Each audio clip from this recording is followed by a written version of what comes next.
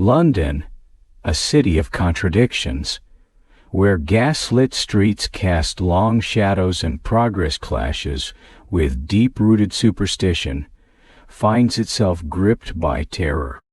Murmurs of dark rituals and occult practices have spread like wildfire, making even the bravest men uneasy. The police, bound by logic and law, struggle to explain a series of chilling murders that defy common reason. Each crime is more gruesome than the last, with eerie symbols drawn in blood, and bodies positioned in grotesque postures as if part of some ancient rite. The people whisper about sorcery, of an unseen force manipulating fate itself. And yet amid the dread, there's one man whose mind is drawn to the mystery rather than the horror. Sherlock Holmes. A detective unlike any other, his perception is razor-sharp, his intellect unmatched. Where others see chaos, he sees patterns. Where fear reigns, he finds curiosity. London's strangest cases are his playground, and tonight, another puzzle calls to him. With his longtime companion and closest confidant, Dr. John Watson, by his side, Holmes races through the darkened streets toward an abandoned chapel on the outskirts of the city. A tip from an informant has led them here, to a secretive gathering where an unspeakable act is about to unfold.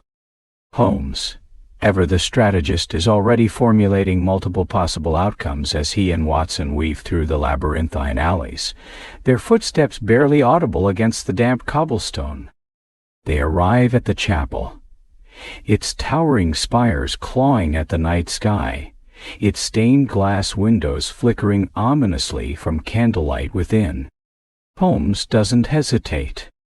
With the finesse of a predator, he surveys the situation from the shadows. Inside, hooded figures chant in a language neither Latin nor Greek, their voices weaving an atmosphere of dread.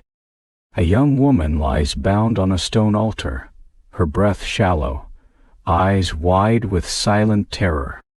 The ritual is reaching its climax. But before the final act of this grotesque ceremony can be completed, Holmes strikes. With a swift, calculated movement, he sends a candle holder clattering across the floor, creating a momentary distraction. Watson, always the man of action, charges forward, fists meeting flesh in a decisive confrontation. Chaos erupts. Figures scatter, but Holmes is already moving, his mind processing every detail, predicting every move before it happens. One man, however, does not flee. He stands still amidst the pandemonium, an eerie calm in his expression. Tall and imposing, with piercing eyes that seem to see through everything, Lord Blackwood observes the unfolding scene with an unsettling smirk. Holmes recognizes something immediately, the presence of absolute conviction. Blackwood is not afraid. He does not fight back. Instead, he simply watches as the police storm the chapel, as his followers crumble under the weight of law and reason. Lestrade, ever eager to claim a victory, moves in to arrest Blackwood. The infamous lord barely reacts, allowing himself to be shackled. But before he is taken away, he turns to Holmes and utters a chilling warning, his voice smooth, deliberate. This is only the beginning. There is no desperation in his words, no plea for mercy. Instead, there is certainty, as though he is playing a game already won. Holmes narrows his eyes, intrigued rather than intimidated. Many men have tried to intimidate him before, criminal masterminds, charlatans, even murderers. But none had ever spoken with such unwavering belief in their own victory. As Blackwood is led away, Holmes turns his attention back to the woman on the altar.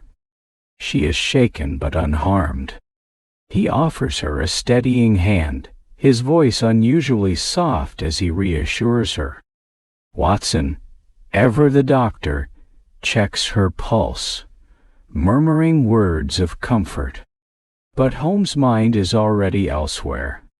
The symbols drawn in blood, the arrangement of objects, these are not mere theatrics.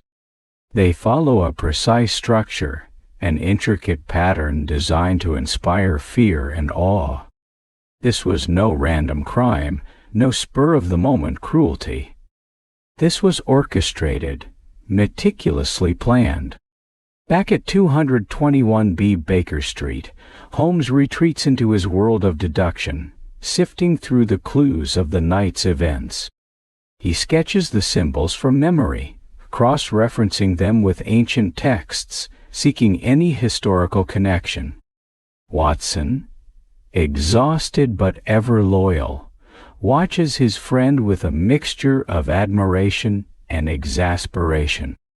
"You could sleep, you know," he suggests, knowing full well it's a futile effort.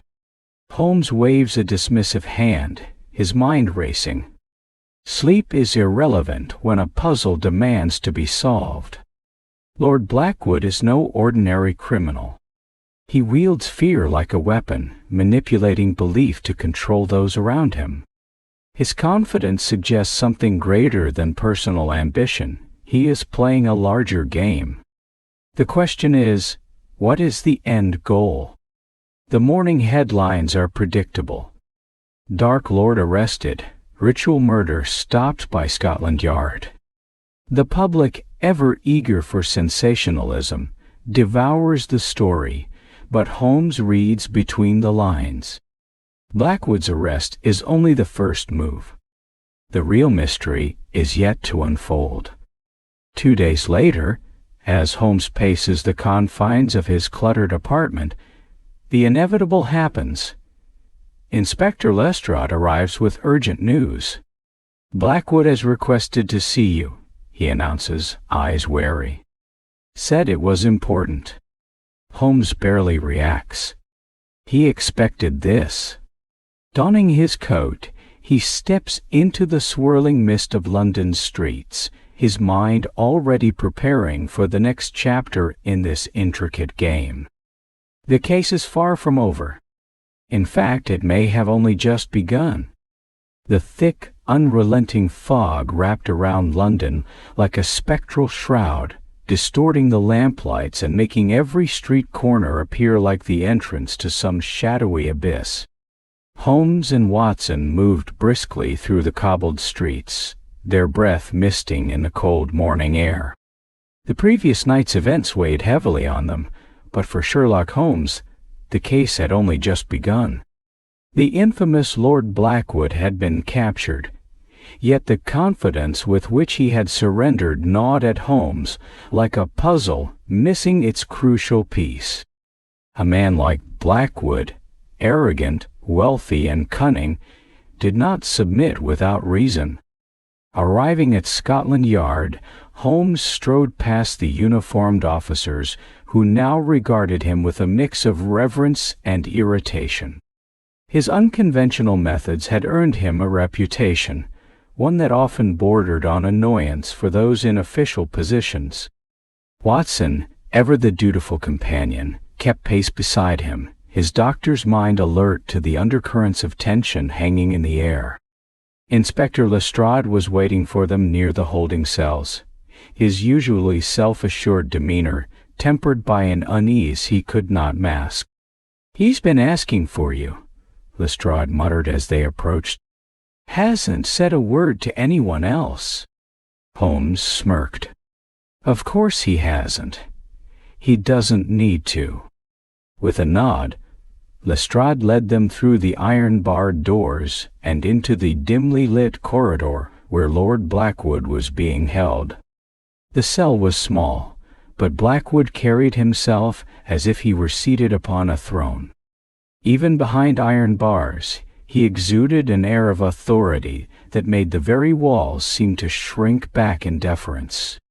He sat with his hands folded neatly on his lap, his dark eyes fixed on Holmes the moment he entered. "Ah, Mr. Holmes," Blackwood drawled, his voice as smooth as silk, yet laced with something far more dangerous, certainty. "I was beginning to think you wouldn't come." Holmes did not respond immediately. Instead, he observed. The way Blackwood's posture remained effortlessly composed, the slight twitch at the corner of his lips that suggested amusement, the absence of any sign of distress, these were not the behaviors of a man facing the gallows. Blackwood was not merely unafraid, he was expectant. "You requested my presence," Holmes finally said, his tone neutral. "I can only assume it was not to confess your crimes." Blackwood chuckled, his fingers idly tapping against the iron bench he sat upon. "Confession? No, Mr. Holmes. There is nothing to confess. The things you believe to be crimes, well, let us just say they are beyond your comprehension. My purpose is grander than the confines of your logic." Watson scoffed, stepping forward. "You're a murderer, Blackwood. Your so-called purpose is nothing more than theatrics designed to terrify the weak-minded." Blackwood turned his gaze to Watson, amusement deepening in his eyes. "And yet, Doctor, you stand here in front of me, intrigued despite your skepticism. That is the true nature of power. Belief. Even those who deny it cannot fully escape its grasp." Holmes leaned against the bars, studying Blackwood as one might study an animal in a cage. "You believe yourself to be more than just a man," he said, tilting his head slightly. "You rely on mysticism, on the illusion of control. And yet here you are, shackled, awaiting trial. A rather unimpressive fate for a self-proclaimed prophet." Blackwood smiled, but there was something in it that unsettled even Holmes. "Do you truly believe that my capture was unaccounted for?" he asked, voice barely above a whisper. "You are a man of reason, Mr. Holmes, but you are blinded by it. You see only what is tangible, what can be deduced, but there are forces at play in this world that neither science nor logic can fully grasp." Holmes remained unfazed. "And I suppose you are the master of these forces?" Blackwood did not respond immediately. Instead, he stood, his towering figure imposing even within the confines of his cell. He stepped forward, until he was inches from the bars that separated him from Holmes. When he spoke, his voice was softer, almost conspiratorial. "The world is about to change, Mr. Holmes. The old order will crumble, and those who wield true power will rise. My imprisonment is but a brief pause in a grander design. Even now, events are in motion that will prove everything I have spoken to be true." Lestrade shifted uncomfortably. Watson's hands clenched into fists. But Holmes did not move. His mind raced, dissecting every word, every inflection, every possible implication of what Blackwood was suggesting. "You seem to be under the impression that your arrest was foretold," Holmes said, his voice carefully measured. "That it serves a purpose beyond your control." Blackwood's lips curled into a knowing smirk. "Tell me, Mr. Holmes, have you ever considered what lies beyond the realm of deduction? What happens when the inexplicable defies even your greatest theories?" Holmes did not reply. He had no intention of indulging Blackwood's theatrics, but something gnawed at him, a feeling, a suspicion that the man before him was not merely delusional. There was a method to his madness, a script to his performance. Before Holmes could press further, a guard entered the corridor. "Sir, we've just received word. One of Blackwood's men was found dead this morning. Same markings as the others." A flicker of something crossed Blackwood's face, but whether it was amusement or satisfaction, Holmes could not say. "Tick-tock, Mr. Holmes," Blackwood murmured, stepping back into the shadows of his cell. "The game has already begun." Holmes turned on his heel, his coat billowing as he strode out of the room, Watson and Lestrade following close behind. As they emerged into the brisk morning air, Watson exhaled sharply. "Tell me you don't believe a word of that nonsense." Holmes remained silent for a long moment before finally replying. "Belief is irrelevant, Watson. What matters is whether or not his actions match his words." And with that, they set off once more into the tangled web of mystery that was only beginning to unravel. Sherlock Holmes stood outside Scotland Yard, his sharp mind already working through the implications of Blackwood's cryptic words. The damp London air clung to his coat as he and Watson descended the stone steps, their boots clicking against the wet pavement. Watson, ever the rationalist, shook his head in frustration. "This is absurd," he muttered. "Blackwood thrives on spectacle, on making fools question reality. You saw him yourself. As just a man playing at being something more." Holmes, however, was not so quick to dismiss the encounter. He had encountered charlatans before, men who used deception and misdirection to instill fear in others, but something about Blackwood's demeanor unsettled him. It wasn't just arrogance, it was certainty.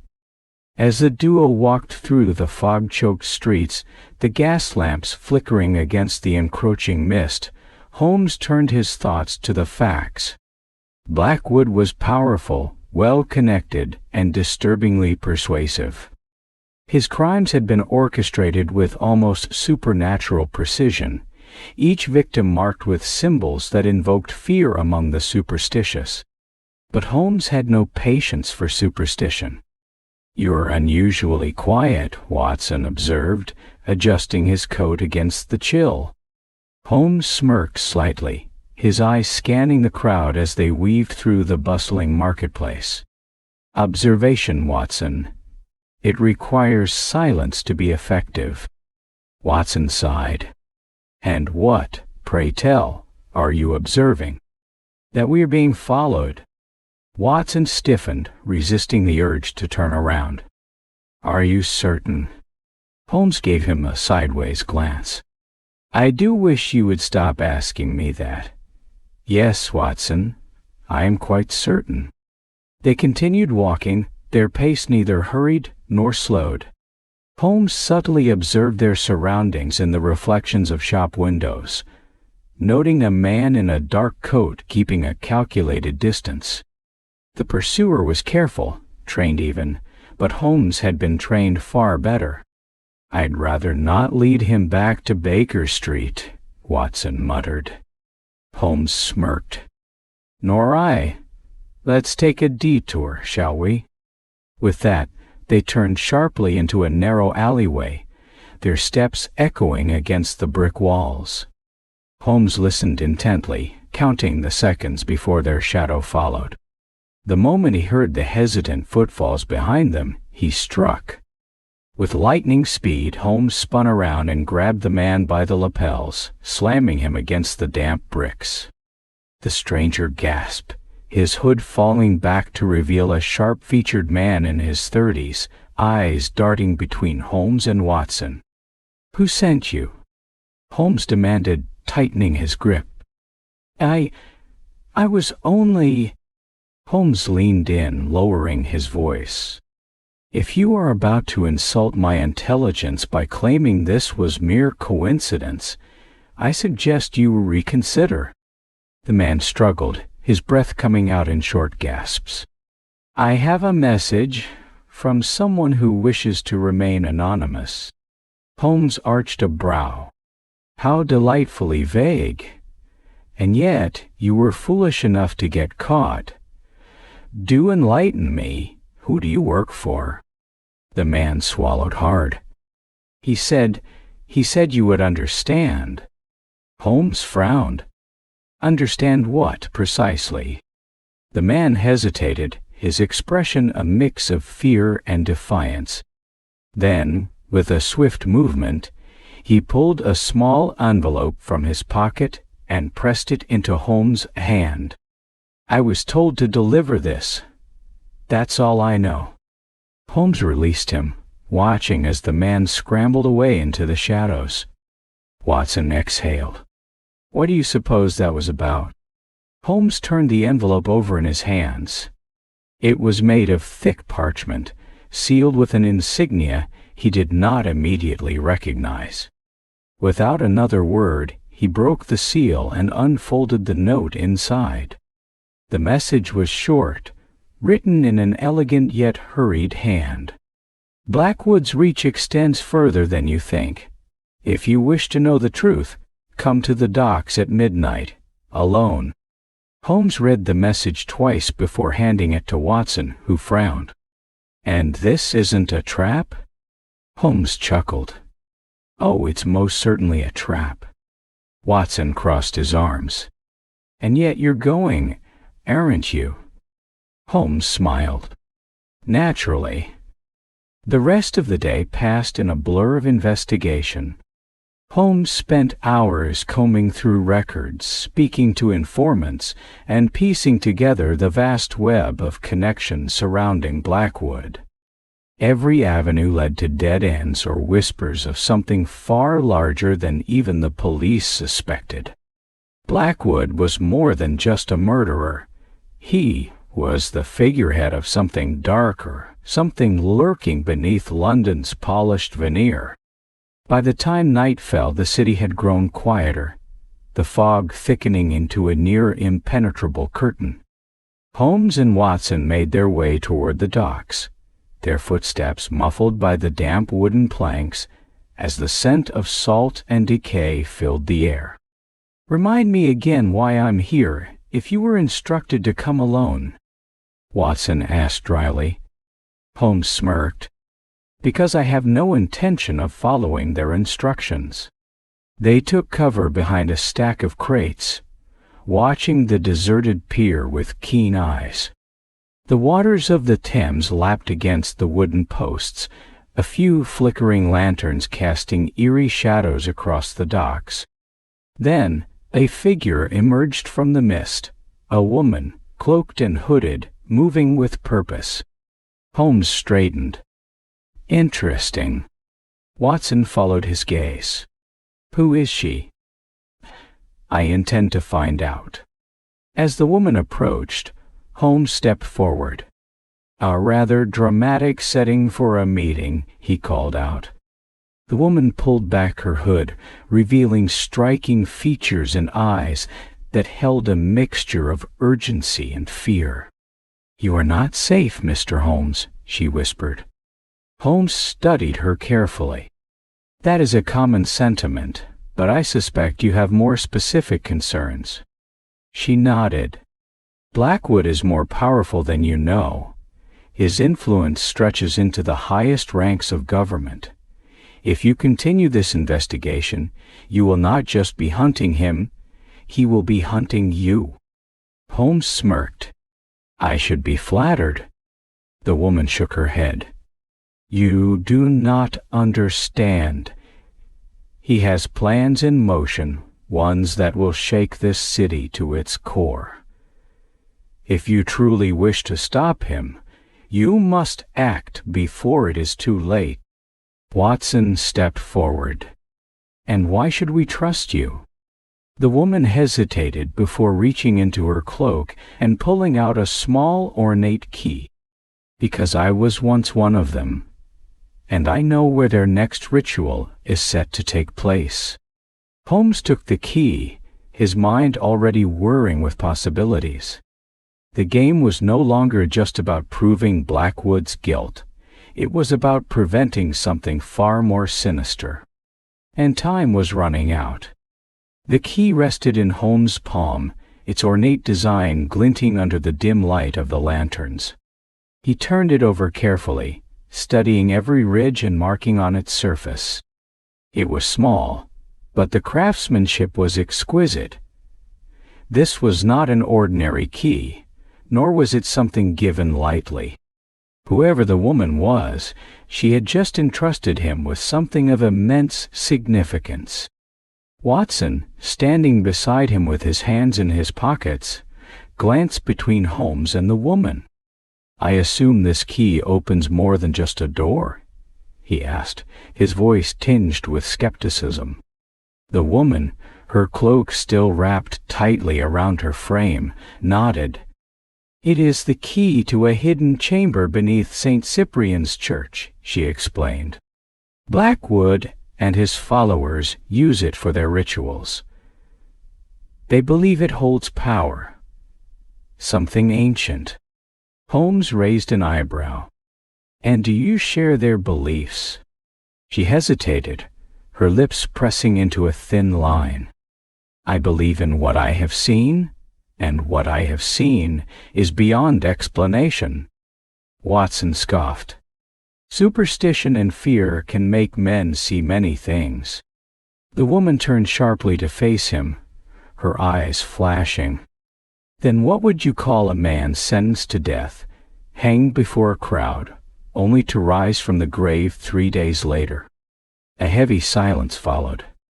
Even Watson, who had been quick to dismiss the notion, found himself without an immediate rebuttal. He had been there.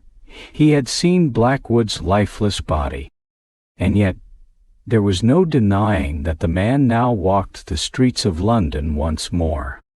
Holmes, always one to separate fact from fiction, chose his next words carefully. "There is always an explanation, even for the seemingly impossible. Blackwood has mastered the art of deception. But if there is truth in what you say, then the answer lies within this chamber." The woman exhaled, relief flickering across her face. "Then you must hurry. They are planning something that must be stopped." Holmes tucked the key into his coat. "One final question. Why help us? If you were once part of them, why betray them now?" The woman hesitated. "Because I was a fool to believe in him," she admitted. At first his words seemed powerful, his vision grand. He spoke of a new order, a world beyond the grasp of ordinary men. But then I saw the truth. He does not seek to lead. He seeks to control. And if he succeeds, there will be no stopping him." Holmes regarded her for a long moment before giving a slight nod. "Then we shall ensure that he does not." Without another word, the woman disappeared into the fog, leaving Holmes and Watson alone once more on the desolate docks. The Thames whispered against the wooden posts, its murky waters carrying secrets of their own. Watson crossed his arms. "So what's the plan?" Holmes smirked.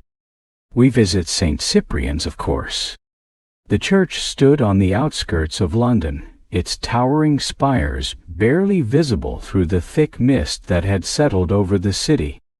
Built centuries ago, it was a relic of a bygone era, its Gothic architecture casting long shadows under the glow of the gas lamps.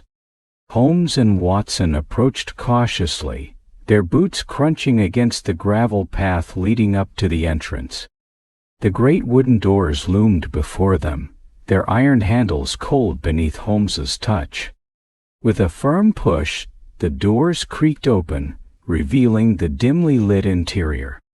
The scent of aged wood and burning candles filled the air.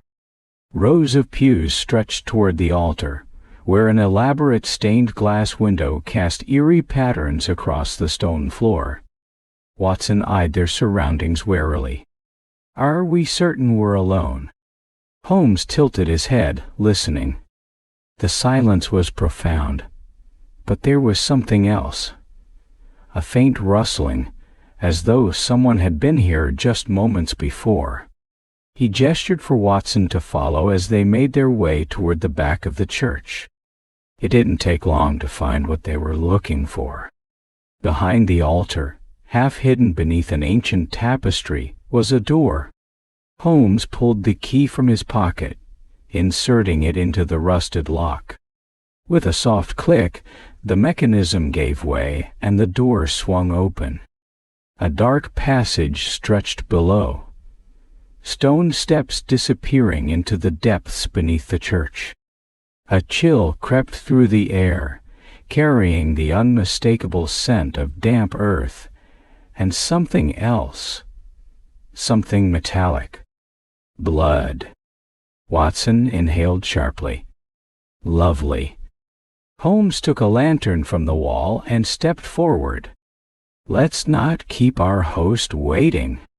They descended cautiously, the flickering light casting shadows that danced along the narrow corridor. The walls were damp, lined with markings Holmes recognized as arcane symbols, though their true meaning remained unclear.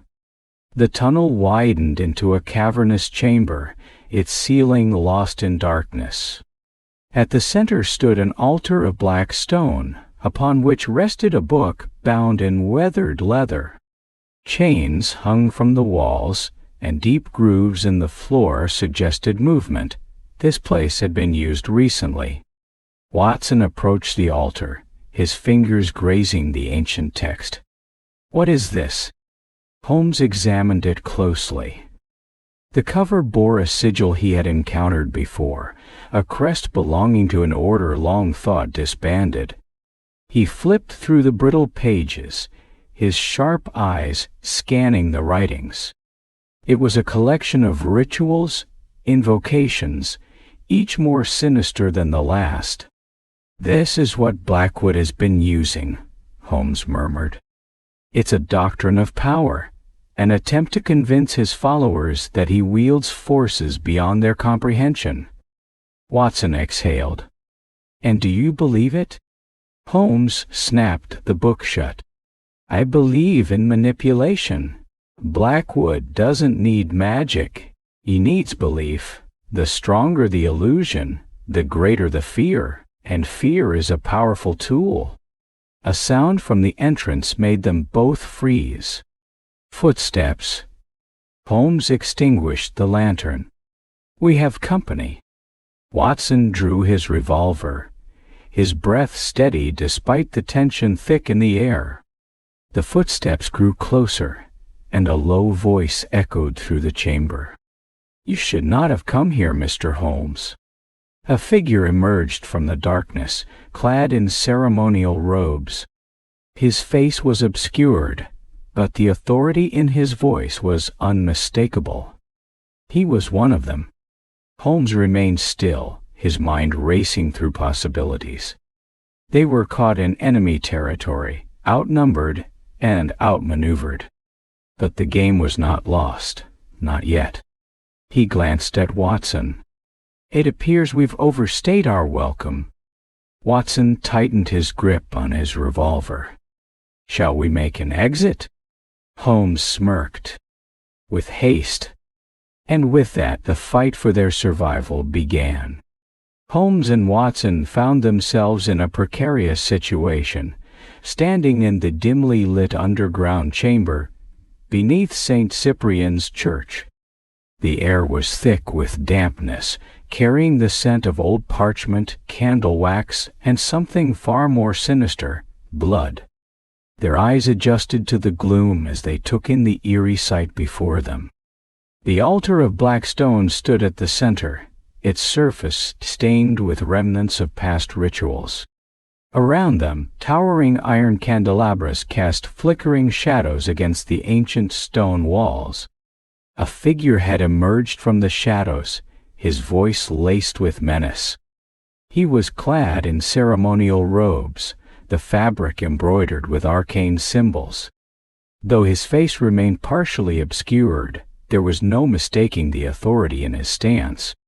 He was one of Blackwood's inner circle, a true believer in the dark philosophy that had lured so many to their cause. You should not have come here, Mr. Holmes, the figure repeated, his voice measured and unwavering. Holmes, ever unshaken, took a step forward. Curiosity is an affliction of mine. I find myself drawn to places that prefer to remain hidden." The robed man smirked. "And what do you expect to find here? Proof of the supernatural, confirmation of your deepest fears." He gestured toward the altar. "This place is beyond your comprehension." Holmes's keen eyes flickered across the chamber, taking in every detail. The book on the altar, bound in leather, bore a crest he recognized, a sigil belonging to an old secret order, one that had long been dismissed as myth. Though he was skeptical of the supernatural, he was well aware of the power of perception. Blackwood's followers believed in their leader's supposed resurrection, and that belief gave him control. Watson, his hand still hovering near his revolver, exhaled sharply. "We didn't come here for philosophy. We came for the truth." The man chuckled. "The truth? And what will you do with it, Doctor? If you knew the secrets of the world, would you be willing to bear their weight?" Holmes' mind worked rapidly. He knew there was no reasoning with zealots, no convincing them of their own deception. The only path forward was through action. "Your theatrics are impressive," Holmes said, tilting his head. "But I'm more interested in your methods. Resurrection, after all, is a rather difficult trick to perform." The man's expression darkened. "You mock what you cannot understand." Holmes stepped closer to the altar, tracing a finger over the worn surface of the ancient book. "On the contrary, I understand all too well. Blackwood doesn't need real power, only the illusion of it." He turned a page, scanning the inscriptions. Rituals, sacrifice, invocations. A carefully constructed facade. But I suspect there's more to it. Science, perhaps? The man's posture stiffened. That single reaction was enough to confirm Holmes's suspicion. Watson, growing impatient, cleared his throat. "Enough talk, Holmes. We need to get out of here." Holmes smirked. "Quite right." With a swift motion, he grabbed the book from the altar and hurled it toward one of the candelabras. The flames leapt as the book struck the metal, knocking it over and sending fire spilling across the chamber floor. Chaos erupted. The robed man lunged forward, but Holmes was faster. He ducked, driving his elbow into his opponent's ribs before twisting away. Watson, ever prepared, raised his revolver and fired a warning shot into the air. The sound echoed violently through the stone passageways. Footsteps erupted from the corridors beyond. Reinforcements were coming. Holmes seized Watson's arm. "Time to leave." They sprinted toward the entrance, their footsteps pounding against the cold stone. Behind them, the fire licked at the pages of the ancient tome, consuming its secrets. As they reached the base of the stairwell, a deep voice thundered through the chamber. "Stop them!" Figures emerged from the shadows, their robes flowing as they moved with purpose. Holmes and Watson had seconds to react. Watson fired another shot, the bullet striking the stone just inches from one of the figures. "That was a warning," he called. "The next one won't be." Holmes yanked a torch from the wall and thrust it toward the remaining robed men. "You may wish to reconsider," he said smoothly. "This chamber is quite old. One spark in the wrong place, and it could all come crumbling down." The hesitation in their opponents was palpable. The gamble had paid off. With a final glance at the burning book, Holmes and Watson dashed up the stone steps, emerging back into the cold night air. The church loomed behind them, its Gothic spires silhouetted against the moon. Smoke began to curl from the entrance, the fire spreading below. Watson wiped a hand across his brow. "Well, That was more excitement than I anticipated. Holmes chuckled. And yet the night is still young. They made their way back through the darkened streets of London, their minds already piecing together the next steps in the mystery. Holmes knew that Blackwood was far from finished. The man had created an empire of fear, and he would not let it crumble so easily. There were still puzzles left unsolved, still layers to uncover. As the city stretched out before them, Holmes allowed himself a small smile. The game was far from over. The cold London air carried a thick mist as Sherlock Holmes and Dr. John Watson navigated the cobbled streets. Their recent escape from St. Cyprian's Church had left them exhilarated but wary. Blackwood's influence ran deep, and they had merely scratched the surface of his dark machinations. The book Holmes had attempted to destroy was not the only source of Blackwood's supposed power. There was more to uncover, and time was running out. They stopped briefly in an alleyway near Fleet Street, catching their breath. Holmes, always composed, ran a hand through his disheveled hair, his mind working at a feverish pace. Watson, still gripping his revolver, scanned their surroundings. "We can't keep running blind, Holmes," Watson muttered. "Blackwood has resources we don't." Holmes smirked, his sharp eyes glinting in the dim glow of a gas lamp. "Precisely why we need to strike first, my dear Watson. The illusion of power is most effective when unchallenged. We shall challenge it." Watson sighed, holstering his revolver. "And where do we start?" Holmes reached into his coat pocket and retrieved a small scrap of parchment he had swiped from the altar before the fire had consumed the book. It was covered in strange symbols, but one caught his attention: the crest of the Royal Society. "Science, not sorcery," Holmes murmured. Watson peered over his shoulder. "What are you thinking?" Holmes turned on his heel. "That Blackwood's so-called magic is nothing more than cleverly disguised science. And I know precisely where we must go next: the Royal Society's archives." Watson hesitated. "They'll be guarded. Blackwood has influence in high places." Holmes grinned. "Then we shall be ghosts." The Royal Society was one of the most respected institutions in London, home to some of the brightest scientific minds in the country. Nestled within an ornate building on Pall Mall, its archives contained decades' worth of research, theories, and classified discoveries. If Blackwood had been experimenting with alchemical sciences or chemical compounds to feign supernatural abilities, the answers would be there. Getting inside, however, was another matter entirely. Holmes and Watson arrived just before midnight.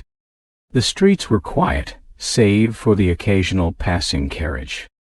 The building's main entrance was guarded by two men in dark coats, likely Blackwood's own agents rather than the Society's usual night watchmen. "Brute force would be unwise," Watson whispered. Holmes nodded. "Which is why we won't be using any." With cat-like agility, Holmes led Watson around the building's perimeter. In the back alley, they found a service entrance, a small window left ajar. It was a tight squeeze, but Holmes maneuvered through effortlessly, landing silently on the wooden floor inside. Watson followed, albeit with less grace, nearly knocking over a stack of books as he climbed in. Holmes held up a hand. "Quiet, Watson." They moved swiftly through the dim corridors, their footsteps muffled by the thick Persian rugs. Holmes had studied the building's layout beforehand. He knew the archives were on the third floor, behind a reinforced oak door. When they arrived, the door was locked, as expected. Holmes smirked, retrieving his lock-picking tools from his coat. "A simple mechanism," nothing too elaborate. Within moments, the lock clicked open. They slipped inside, closing the door behind them. The room was filled with rows of towering bookshelves, stacks of old documents, and cabinets labeled with intricate cursive. Watson lit a small oil lamp, casting a warm glow over the space.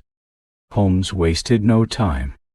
He moved between shelves with practiced precision, scanning for anything related to Blackwood's supposed resurrection. Watson rifled through a stack of papers. "What exactly are we looking for?" Holmes pulled out a thick journal. "Medical studies, chemical experiments, records of Blackwood's past. Anything that proves his magic is a fabrication." As he flipped through the pages, his keen gaze landed on something remarkable.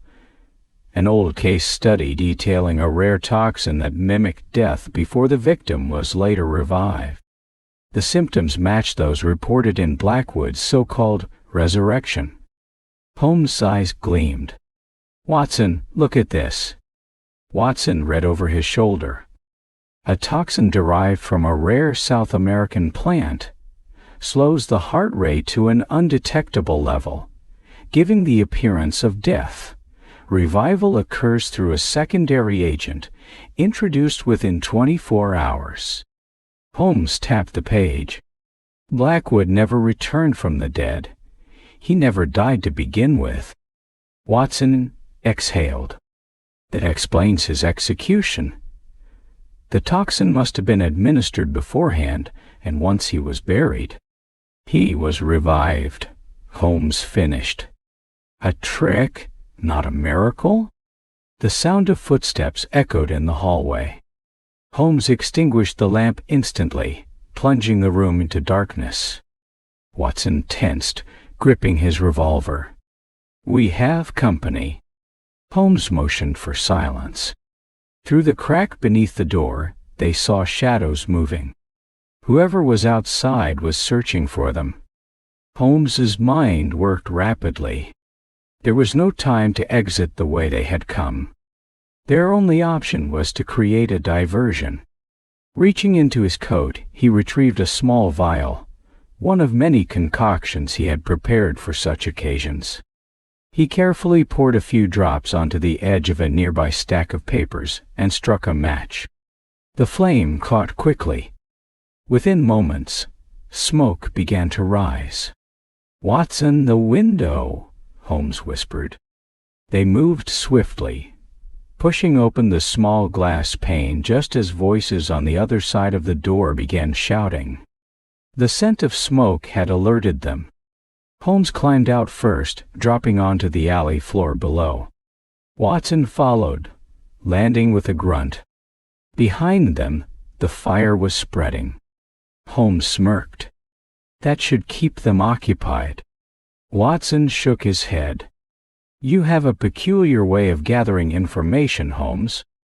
Holmes dusted off his coat. "And yet, it's effective." They vanished into the misty London night, armed with the truth that would shatter Blackwood's empire of fear. The illusion was breaking, and Sherlock Holmes was ready to deliver the final blow. The atmosphere in 201B Baker Street was unusually tense. Holmes sat in his armchair, fingers steepled beneath his chin, staring into the crackling fire. Watson, meanwhile, paced the room, his mind still processing the revelations from the Royal Society's archives. They had uncovered Blackwood's deception. His so-called resurrection was nothing more than a clever manipulation of chemistry and biology. But the question remained, what was his ultimate goal? "Theatrics," Watson muttered, shaking his head. "All of it, a grand illusion." Holmes smirked, his sharp gaze flickering up. "Precisely. And what is illusion without an audience? Blackwood doesn't do anything without a purpose." Watson paused. "Then the question is, why go to such lengths? Why fake his own death, resurrect himself in the public eye, and cloak his actions in mysticism. Holmes leaned forward. Because fear is the most effective tool of control. Blackwood is building something far more sinister than mere legend. He intends to rule, not through leadership, but through absolute submission. A sudden knock at the door interrupted them. Both men exchanged wary glances before Mrs. Hudson, their landlady, peered in hesitantly. "A visitor for you, Mr. Holmes," she said, her voice laced with concern. Holmes raised an eyebrow. "And does this visitor have the courtesy to introduce himself?" Before Mrs. Hudson could answer, a tall figure stepped into the room. His coat was damp from the evening rain, and his sharp features were partially concealed beneath the brim of his hat. Lord Coward, the Home Secretary. Watson stiffened, his hand instinctively moving toward his revolver. Holmes, however, remained motionless, studying the man before him with the detached curiosity of a scientist observing an experiment. "To what do we owe the pleasure, my lord?" Holmes inquired, his voice light but laced with hidden sharpness. Lord Coward removed his hat and stepped forward, his expression unreadable. "Mr. Holmes, I come with a warning." Holmes's smile was thin. "A warning or a threat?"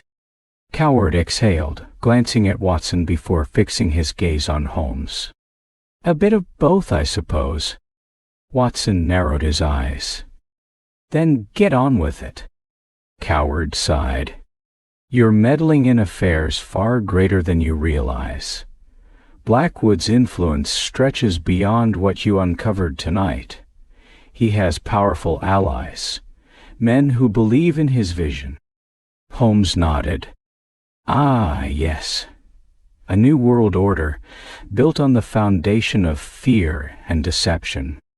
Coward's jaw tightened. "Call it what you will, but the fact remains. Your interference will not be tolerated. Blackwood has plans, and he will see them through. If you continue down this path, you may not live to see the outcome." Holmes chuckled. "How delightfully melodramatic." Coward's patience thinned. "This is not a joke, Holmes. You are being watched." Holmes stood, his gaze sharp as a blade. "Then let them watch." Coward hesitated for a moment, then shook his head. "You have been warned." Without another word he turned and left, the door closing behind him with a soft click. Watson released the breath he hadn't realized he was holding. "What do you make of that?" Holmes walked to the window, pulling back the curtain just enough to peer into the street below. "Blackwood is growing impatient. He knows we're close." Watson folded his arms. "So what's our next move?" Holmes tapped a finger against his chin. "We need leverage. If Blackwood thrives in the shadows, then we must drag him into the light." He turned, his eyes gleaming with an idea. "And I know just how to do it." The docks at the River Thames were cloaked in fog, the scent of salt and industry heavy in the air. Holmes and Watson moved carefully, avoiding the gaze of dock workers and the occasional constable on patrol. According to Holmes's deductions, Blackwood's shipments of chemical compounds, used in his supposed dark rituals, arrived here before being transported to hidden laboratories across the city. Holmes stopped near a stack of wooden crates, running his fingers over one before prying it open with a small knife. Inside, rows of glass vials glistened under the dim lantern light. Watson picked one up, studying the liquid inside. "Chloroform," Watson muttered. "Highly potent." Holmes nodded. "And not meant for healing, I presume." A rustling sound from the shadows made them both freeze. Holmes signaled for silence. Watson clutched his revolver, eyes scanning the darkness. A figure emerged, a man in a tattered coat, his hands trembling. His face was gaunt, his eyes sunken, as if he hadn't seen proper rest in days. Holmes approached cautiously. "Who are you?" The man swallowed hard. "A dead man walking." Watson stepped forward. "What do you mean?" The man's gaze darted around nervously. "I worked for him, Blackwood. He has laboratories beneath the city, hidden places where he experiments on those who are less fortunate." Holmes's eyes darkened. "And what, precisely, does he experiment with?" The man shuddered. "Poisons, gases, weapons beyond your imagination. He's building something that will change everything." Holmes exchanged a glance with Watson. "Where?" The man hesitated, then slowly pointed toward the far end of the docks. "There's an entrance below the shipyard. You'll find what you're looking for there." Holmes reached into his coat, handing the man a small pouch of coins. "Get yourself somewhere safe." The man nodded gratefully before disappearing into the fog. Watson exhaled. "It's worse than we thought." Holmes's jaw tightened. "Then we move now." The entrance to the underground laboratory was cleverly hidden beneath an old storage shed. Holmes and Watson descended carefully, the air growing thick with the scent of chemicals and decay. Rows of makeshift tables were covered with vials, scrolls, and strange contraptions. Holmes moved swiftly, examining the papers strewn across one desk. Formulas, notes, and blueprints detailing an ominous machine. Watson peered over his shoulder. "What is it?" Holmes' fingers traced the sketches. "A chemical dispersal system, designed to release toxins over a widespread area." Watson's stomach twisted. "Blackwood's planning an attack." Holmes pocketed the blueprints. "Then we must stop him before he has the chance." A sudden noise made them both spin around. They were no longer alone. From the shadows, Blackwood's men emerged, blocking the only exit. Holmes smirked. "Ah, gentlemen, what a delightful reunion." Watson cocked his revolver. "I assume we won't be walking out of here peacefully." One of the men stepped forward. "Lord Blackwood sends his regards." Holmes grinned. How thoughtful. The fight was about to begin. The underground laboratory was dimly lit, with the flickering glow of lanterns casting long shadows across the cold stone walls. The scent of chemicals hung thick in the air, mingling with the dampness of the underground chamber. Holmes and Watson stood side by side, their eyes darting between the figures who had stepped forward to block their escape. The men before them were not ordinary thugs. They carried themselves with precision and confidence, clad in dark coats that barely concealed the weapons strapped to their belts. Their leader, a man with sharp, wolf-like features, took a step closer, his gloved hands flexing as if itching for action. "You've made quite the nuisance of yourselves," the man drawled, his voice low and even. "Lord Blackwood has no patience for interference." Holmes tilted his head, studying the man with keen interest. "And yet here you are, delivering his message instead of him. I'd have expected a more personal touch." The man smirked. "My lord has better things to do than deal with pests." Watson tightened his grip on his revolver. "You mean to say he's too much of a coward to do his own dirty work?" The smirk vanished. The leader's eyes darkened as he gestured to his men. "Kill them." In an instant, the room exploded into motion. Holmes was the first to react, ducking just as one of the attackers lunged forward with a knife. With a swift sidestep, he caught the man's wrist, twisted it sharply, and sent him sprawling to the floor with a well-placed elbow to the ribs. Watson, more accustomed to direct combat, fired his revolver. The shot rang out in the confined space, and one of the assailants dropped, clutching his leg as he cried out in pain. Another man swung a wooden club at Watson's head, but he dodged just in time, driving his fist into the attacker's gut. Holmes, meanwhile, was engaged in a brutal dance with two opponents. He moved fluidly, anticipating their strikes before they even committed to them.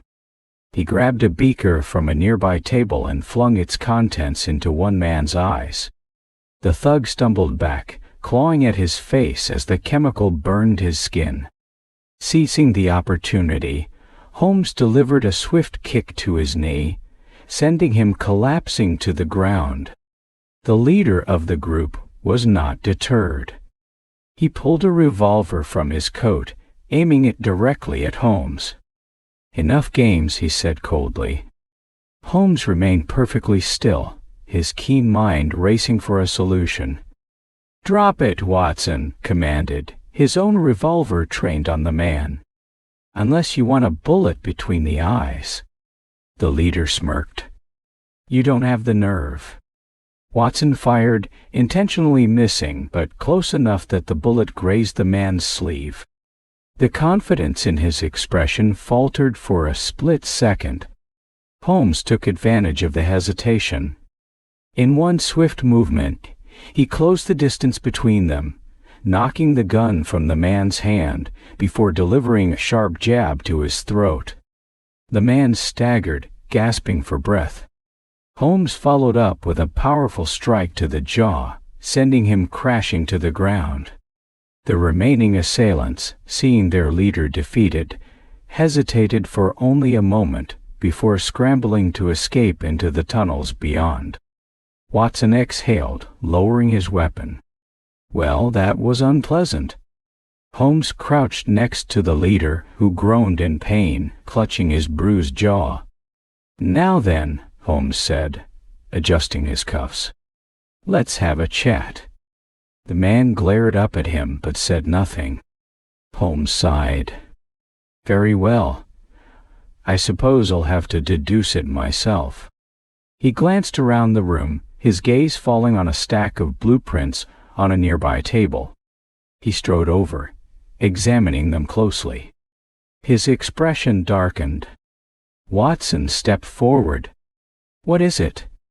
Holmes turned the papers toward him. "A map of London's underground tunnels. And look here, marked locations." He tapped the symbols. "Points of distribution." Watson's stomach sank.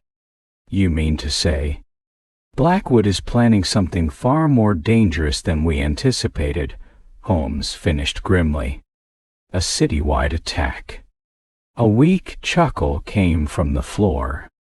The leader of the group had managed to prop himself up against the wall, his lip bleeding, but his expression smug. "You're too late," he rasped. "The wheels are already in motion." Holmes crouched beside him again. "Then I suggest you start talking. Where is Blackwood?" The man grinned. "Wouldn't you like to know?" Holmes's patience was wearing thin. He grabbed a nearby vial and held it up. The liquid inside shimmered ominously in the dim light. "Do you know what this is?" Holmes asked casually. "A little something from Blackwood's own experiments. I imagine it would be rather unpleasant to ingest." The man's expression flickered with uncertainty. Watson folded his arms. "I'd listen to him. You won't like what happens next." For a moment, silence hung in the air. Then finally, the leader sighed. "The final phase happens tomorrow. The ceremony at Parliament." Holmes and Watson exchanged a look. "Then we have little time to waste," Holmes muttered. He stood, grabbing the blueprints and stuffing them into his coat. He turned back to their prisoner. "And as for you, Before he could finish, a sharp whistle echoed through the tunnels. A sound of movement came from the shadows. Holmes barely had time to react before another shot rang out, this time from an unseen assailant. The leader of the group gasped, his eyes widening in shock. A moment later, he slumped forward, lifeless. Holmes whirled around, scanning the darkness. But whoever had fired the shot was already gone. Watson knelt, checking the man's pulse. He looked up grimly. Dead. Holmes's jaw tightened. Blackwood won't tolerate loose ends. Watson exhaled sharply. Then he knows we're close. Holmes nodded, his mind already racing ahead. We need to move quickly. If Blackwood is planning something at Parliament, we must be there before him. He turned toward the tunnel's exit, his eyes filled with determination. The game is nearly at its end, he murmured. Let's make sure we win. As Sherlock Holmes and Dr. Watson emerged from the underground tunnels, the cold London air hit them like a sharp blade. The city was alive with its usual hum of activity. Carriages rattled over cobblestone streets, street lamps flickered in the fog, and distant voices carried over the river. But to Holmes, it was more than just a backdrop. It was a chessboard, and every figure on it played a role in the unfolding mystery. They had just uncovered Lord Blackwood's plan, a citywide attack that was set to culminate at Parliament. But time was slipping through their fingers, and the enemy had proven to be 2 steps ahead at every turn. The chilling efficiency with which Blackwood had silenced his own men was proof of that. Watson glanced at Holmes as they walked swiftly toward a waiting carriage. What's our next move? Holmes' sharp eyes scanned the street before he answered. We need to get to Parliament before the ceremony begins. If my suspicions are correct, Blackwood's plan involves something far more sinister than a mere act of terrorism. The detective tapped the folded blueprints in his hand, his mind working through the puzzle.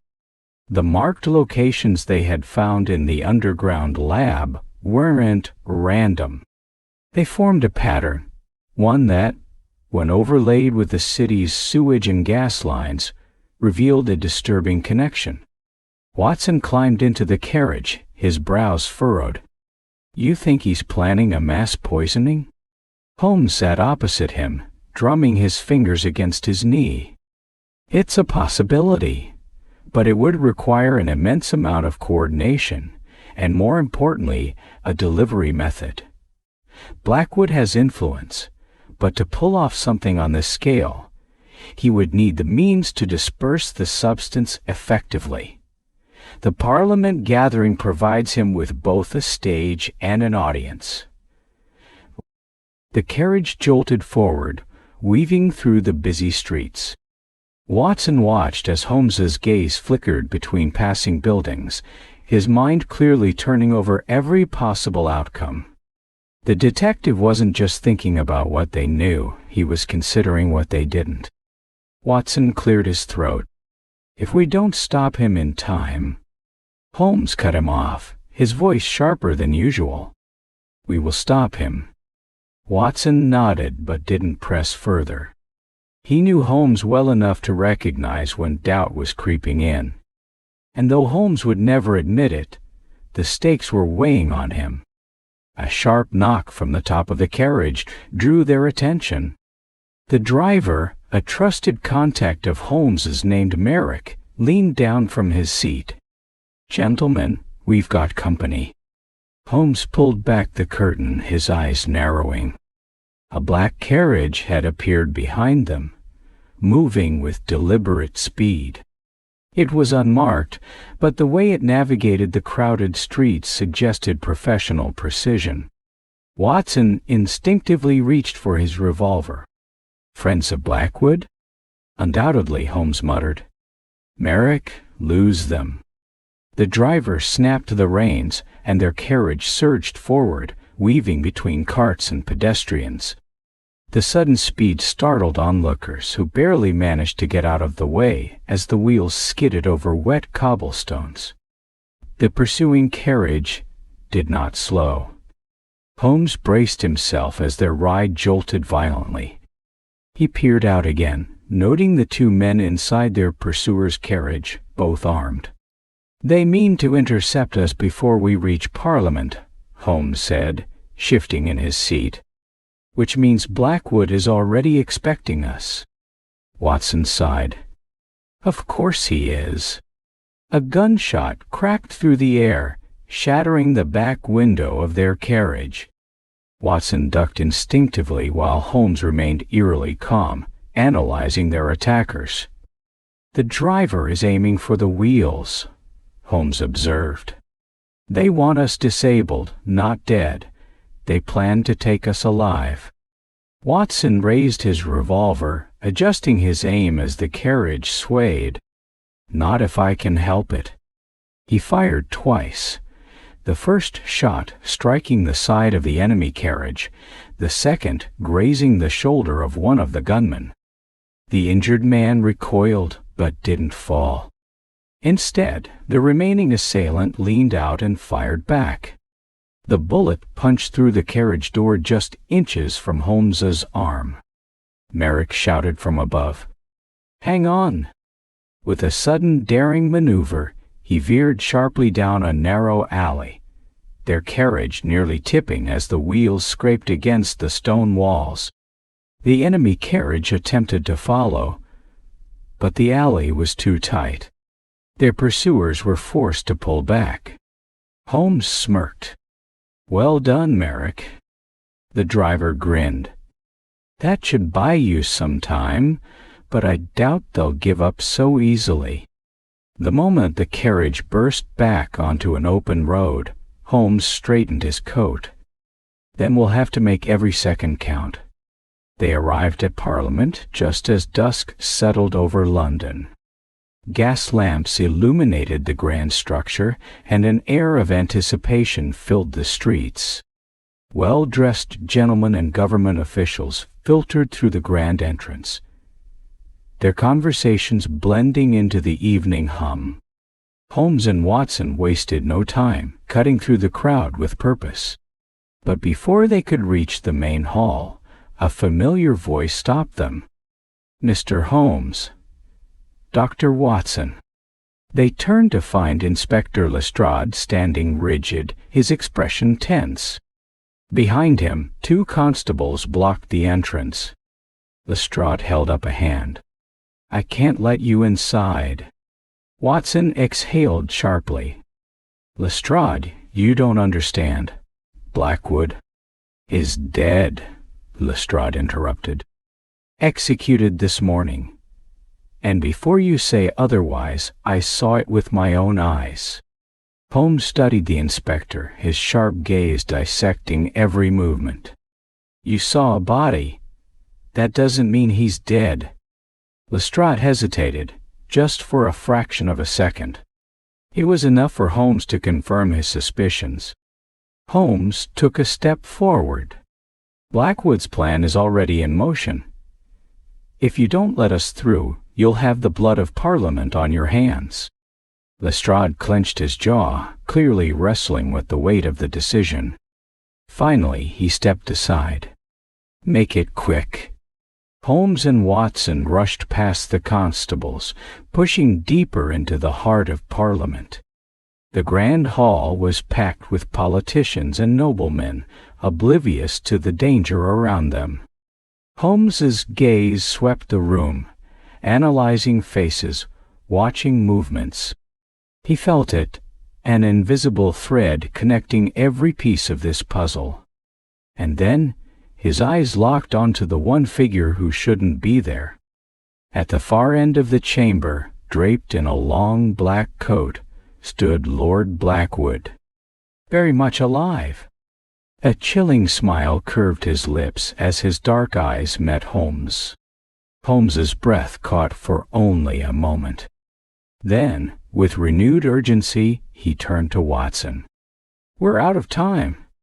Holmes's mind worked at a blistering pace. Every detail in the grand hall, every face, every flicker of candlelight, every shadow stretching across the polished floor, was a clue. Lord Blackwood, standing tall at the far end of the chamber, had positioned himself deliberately. His presence alone sent a ripple of unease through Holmes's gut. A dead man standing among the most powerful politicians in London was not just a trick. It was a statement. Watson, standing close beside him, had already drawn his revolver, though he kept it hidden beneath his coat. "Are we hallucinating?" he murmured, barely moving his lips. "No," Holmes replied, his voice low. "But we are being manipulated, and we need to act fast." Blackwood tilted his head ever so slightly, acknowledging Holmes with a knowing smirk before turning his gaze to the assembled politicians.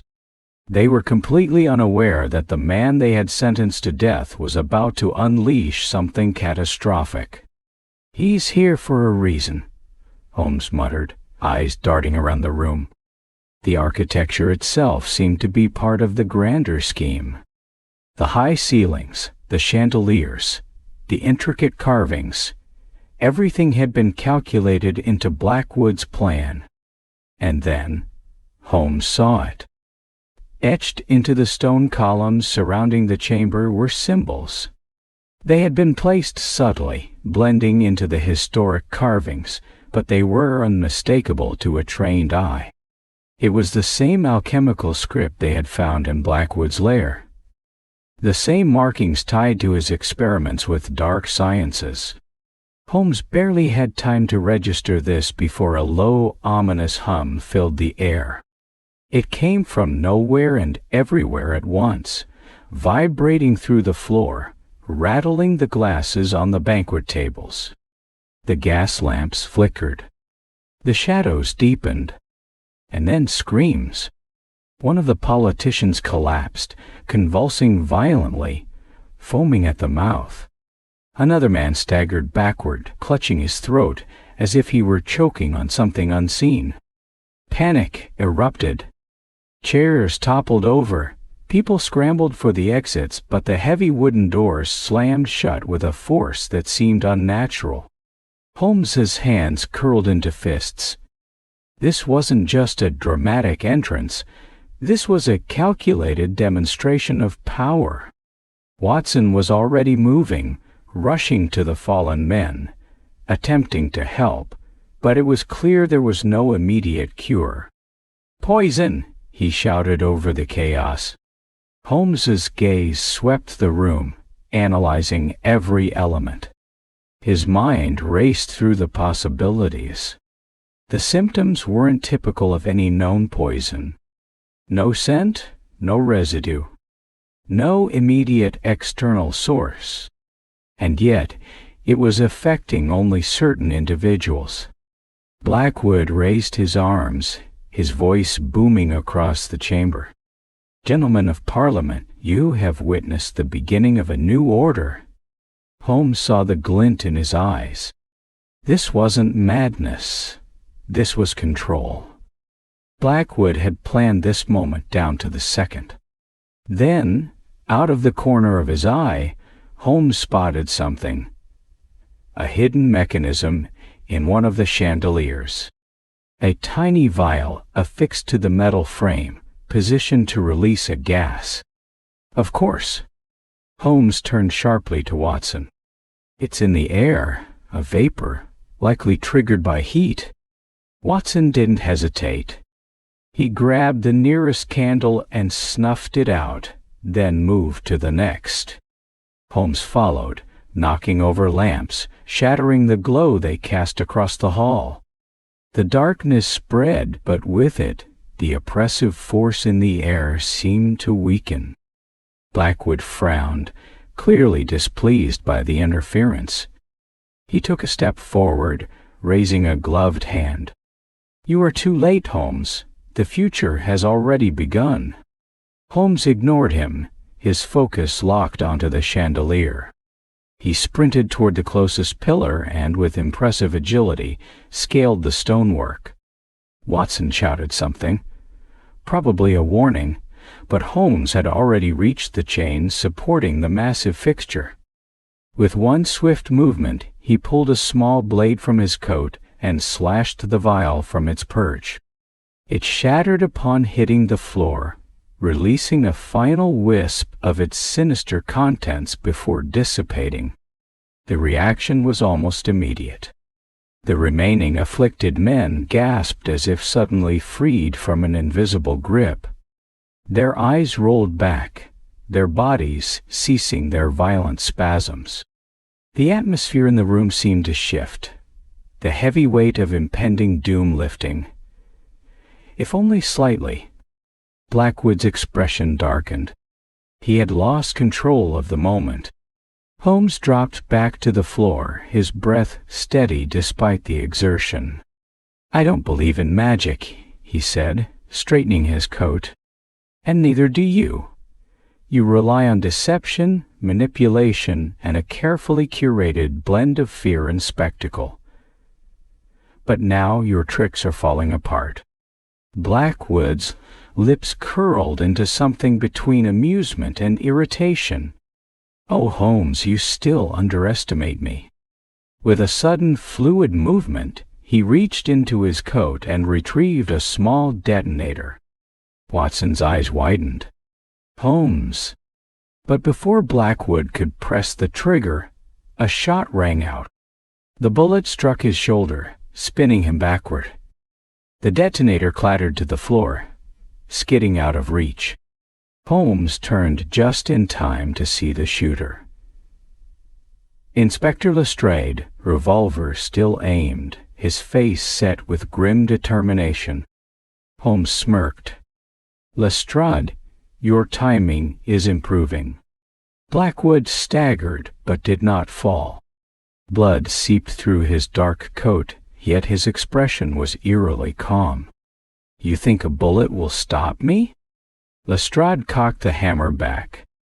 "No, but I've got 5 more if you want to test the theory." Holmes bent down, retrieving the detonator before Blackwood could lunge for it.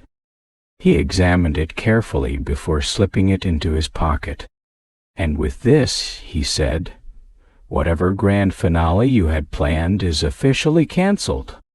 Blackwood's eyes flickered with something unreadable, perhaps frustration, perhaps something deeper. But he did not surrender. Instead, he smiled. "You cannot stop what is already in motion." Holmes took a step closer, lowering his voice. "That remains to be seen." The room was still filled with chaos, politicians scrambling, guards trying to restore order. But the immediate threat had been neutralized. For now. Watson exhaled, lowering his revolver. "Remind me to take a holiday after this." Holmes gave a small, knowing smirk. "Only if we survive the night." And as the weight of the moment settled over them, one thing was clear. This was far from over. As Sherlock Holmes delves deeper into the intricate layers of the mystery, he finds himself entangled in a web of deception that extends far beyond what he initially anticipated. With every clue he uncovers, a new twist emerges, making it evident that the mastermind behind the crimes is not only cunning, but has anticipated Holmes' every move. Watson, ever the loyal companion, observes the mounting tension in his friend's demeanor. Holmes, who usually thrives under pressure, seems unusually burdened by the weight of the case, as though something about it unsettles even his sharp mind. The London streets, thick with fog, create an eerie atmosphere as Holmes and Watson make their way toward a secret meeting. An informant, someone from the city's underbelly, has promised vital information about the case. However, Holmes is wary. He knows all too well that such meetings often come with risks.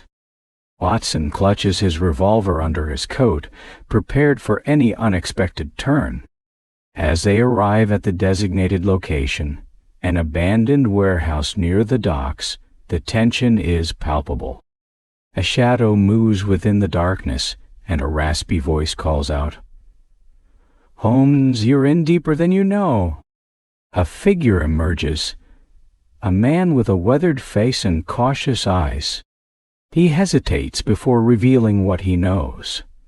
The crimes are tied to a secret society, one that operates from within the highest echelons of London's elite. Their influence stretches into the government, the police force, and even the royal court. The man warns Holmes that continuing down this path will bring consequences, ones that not even he may be able to escape. Before Holmes can extract more information, a shot rings out. The informant gasps, clutching his chest as he collapses. Holmes and Watson spin around, catching a glimpse of a figure disappearing into the night. Watson rushes to the fallen man, but it's too late. He's dead. Holmes kneels beside the body, his jaw tightening as he examines the wound. The assassin was precise, knowing exactly where to strike. The message is clear. Someone powerful wants this case buried. They retreat to Baker Street, where Holmes retreats into his mind palace, replaying every detail, every clue, and every interaction. He paces, muttering theories under his breath, while Watson observes with concern. "Holmes, this is no longer just about solving a case. It's about survival," Watson warns. But Holmes only smirks, a glint of defiance in his eyes. "Survival is merely a matter of calculation, my dear Watson, and I never miscalculate." Despite the dangers, Holmes decides to infiltrate an upcoming gathering where the society's key members will be present. Disguised as an unassuming nobleman, he gains entry, mingling among London's most influential figures. As he moves through the grand hall, he catches snippets of conversation, coded words, veiled threats, and mentions of a grander scheme in motion. Watson, stationed nearby, keeps a watchful eye, ready to intervene should things go awry. Then Holmes spots him, the man he has suspected all along. A high-ranking official, outwardly respected but with a darkness lurking beneath his polished exterior.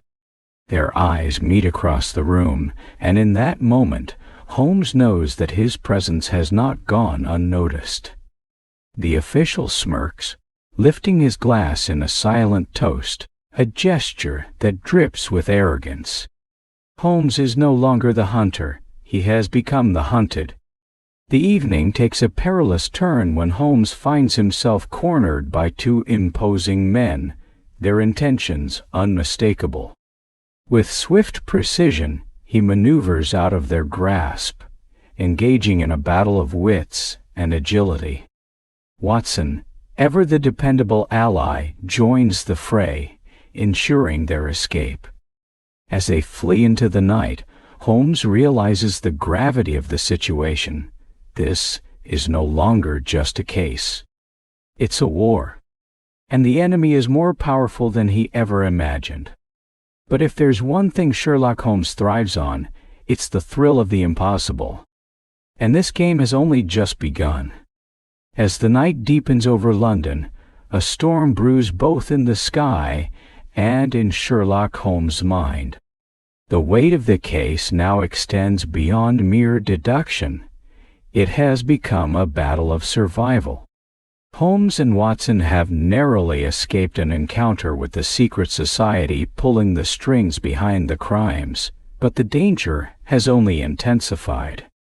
Holmes, ever the strategist, knows they cannot afford to hide. Instead, they must act swiftly and strike before their enemies do. Inside 221B Baker Street, Holmes sits in his chair, fingers steepled, eyes unfocused, but mind racing. Watson, standing by the window, watches the street below, ever vigilant for any sign that they are being watched. "We need to disappear," Watson finally says, knowing full well that their presence in London makes them targets. But Holmes, with that familiar glint in his eye, shakes his head. "No, Watson, we need to be seen. The only way to catch a predator is to make it think the prey is vulnerable."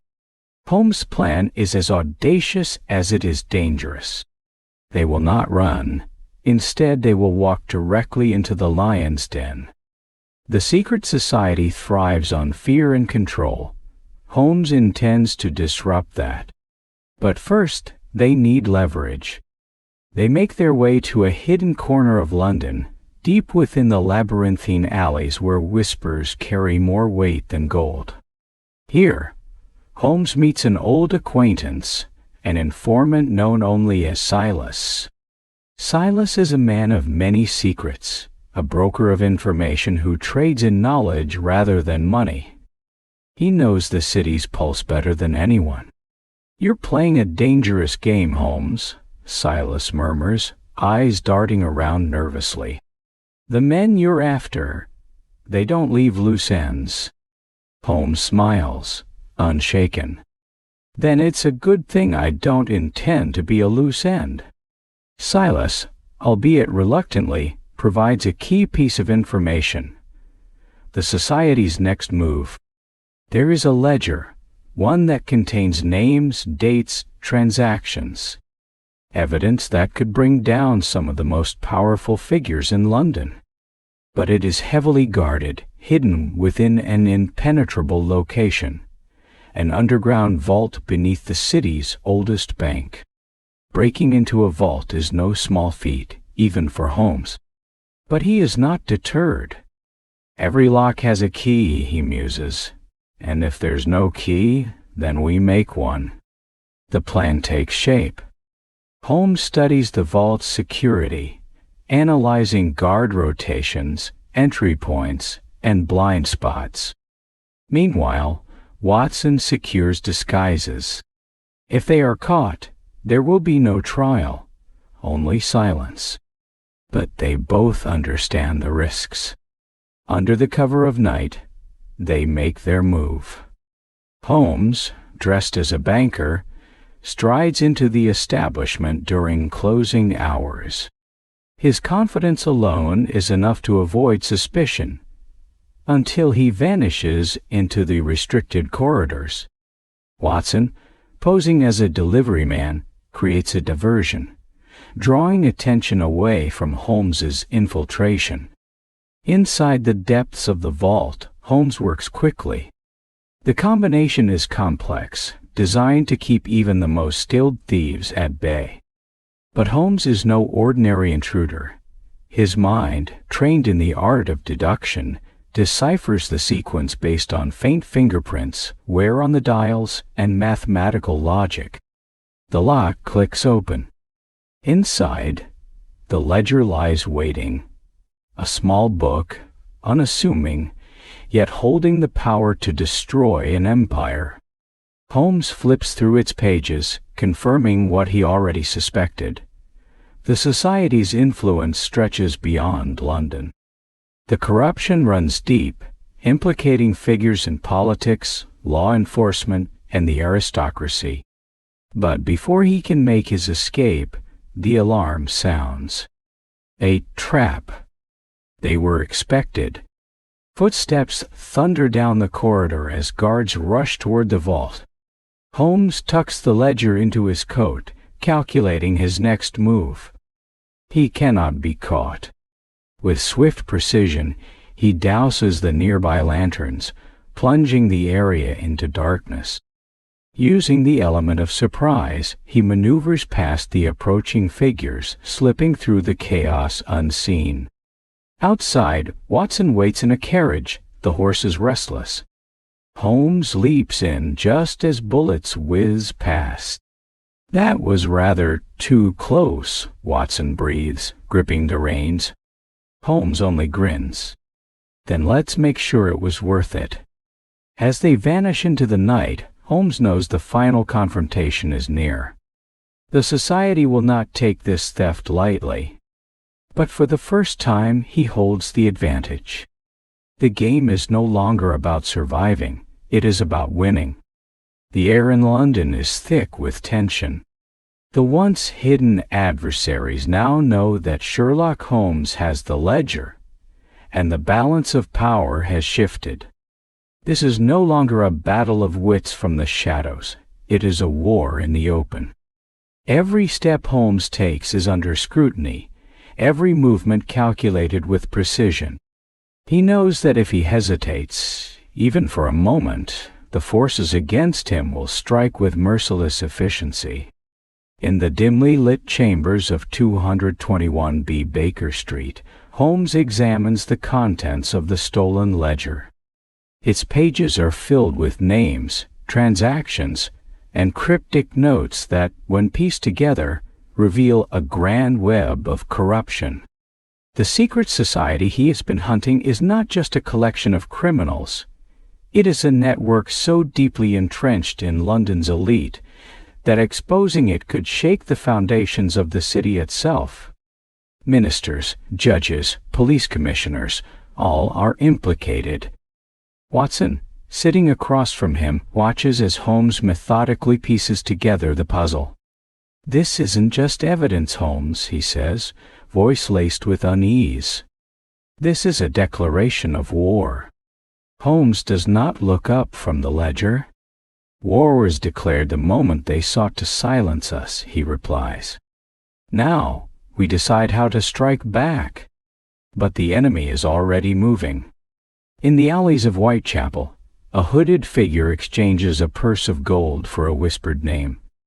Across the Thames, a coded message is delivered by a courier who vanishes into the fog. The order has been given. Holmes must be eliminated, and the ledger must be recovered at any cost. Holmes, aware of the growing danger, wastes no time. He needs allies, but more than that, he needs to force the society's hand. He arranges a meeting with Mycroft Holmes, his elder brother, whose influence stretches through the British government like an unseen force. Mycroft, ever the pragmatist, listens in silence as Holmes presents his findings. "This ledger," Mycroft finally says, his expression unreadable, "is both a weapon and a curse. Wield it wisely, Sherlock." Holmes nods. He knows that the moment this information is released, London will erupt in chaos. But waiting is no longer an option. The enemy is already closing in. That night, a fire breaks out in a warehouse near the docks. A diversion. While the city's attention is drawn to the flames, masked figures descend upon 221B Baker Street. They move like shadows, silent and precise. But Holmes has anticipated their arrival. The moment they breach the door, a series of booby traps engage, falling chandeliers, hidden tripwires, and a smoke screen that engulfs the entire room. Watson, armed and ready, fires warning shots, forcing the intruders into retreat.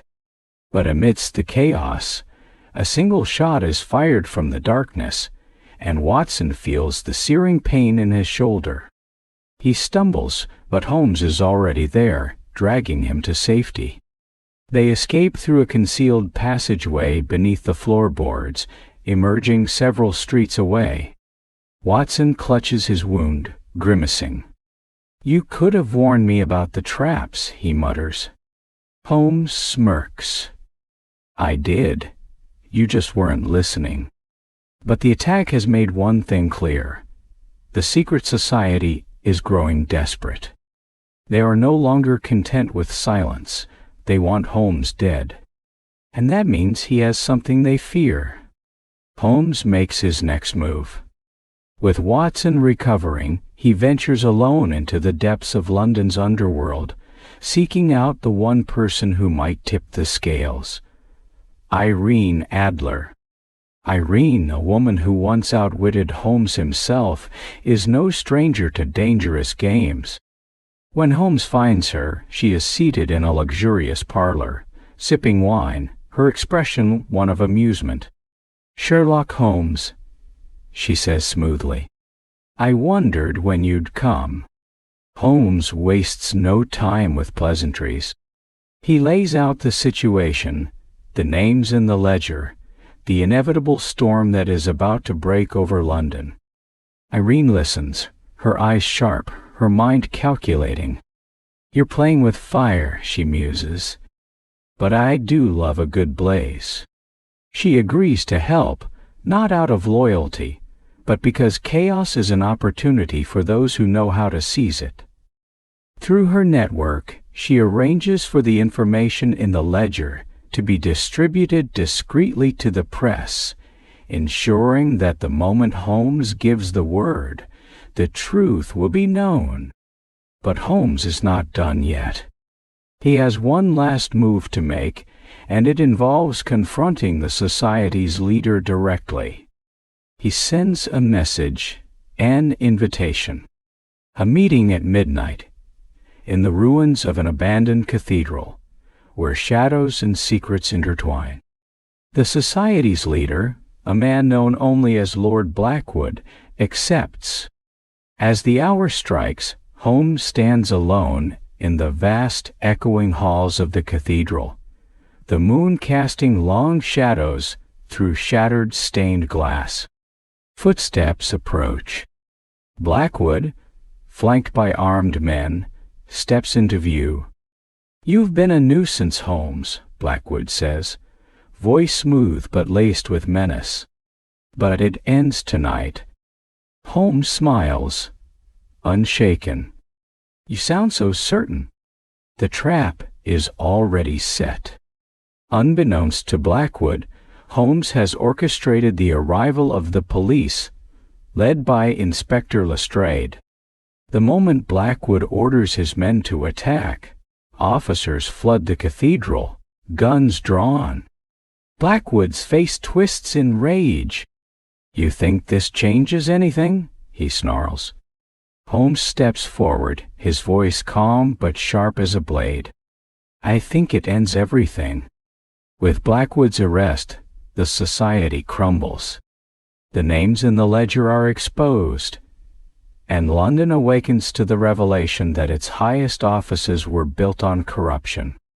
As dawn breaks, Holmes and Watson stand atop a bridge, watching the city stir. Watson, still bandaged, exhales. "So, is it over?" Holmes, ever the detective, merely smirks. For now, because he knows that in the world of crime and deduction, the game is never truly over. The city of London, ever shrouded in fog and mystery, finds itself at a crossroads. The arrest of Lord Blackwood has sent shockwaves through every layer of society. Newspapers print bold headlines, exposing the depths of corruption that had been hidden in plain sight. Whispers fill the streets, some celebrating the downfall of a shadowy empire, others fearing what will rise in its place.